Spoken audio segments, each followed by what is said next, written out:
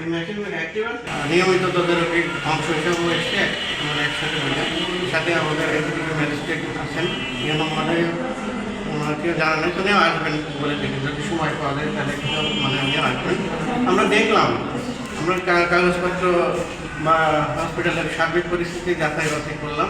এখন পরবর্তী পদক্ষেপটা আমরা পরে জানাবো। কেন মারা গেল সে বিষয়ে বিস্তারিত জানার জন্য প্রয়োজনে আমরা যদি আমরা সবাই এই বিষয়টা যদি খুব ভালোভাবে এখনও না বুঝতে পারি আমরা তদন্ত টিম গঠন করব। সেই তদন্ত টিমের মাধ্যমে বের হয়ে আসবে যে আসলে কী কারণে যেটা মারা গেছে।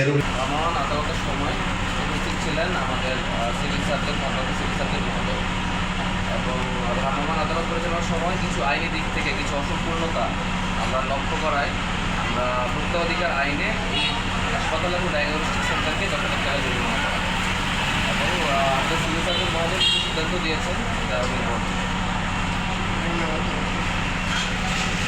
যেটা দেখলাম রোগী মারা গেছে সেই বিষয়ে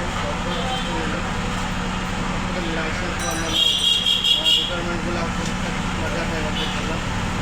এখন ইনস্ট্যান্ট কোনো তথ্য আমরা প্রকাশ করতে পারছি না, তবে আমরা প্রত্যেকে একটা তদন্ত টিম করবো। 3 থেকে 5 কর্মদিবসের মধ্যে যাতে রিপোর্ট দেয় তার আগ পর্যন্ত যেহেতু রোগী মারা গেছে পেশেন্ট তাদের সুবিধার পাওয়ার লক্ষ্যে আমরা হসপিটাল কর্তৃপক্ষকে অনুরোধ করেছি বা নির্দেশ প্রদান করবো কিছুদিন পরে যেন ততক্ষণ পর্যন্ত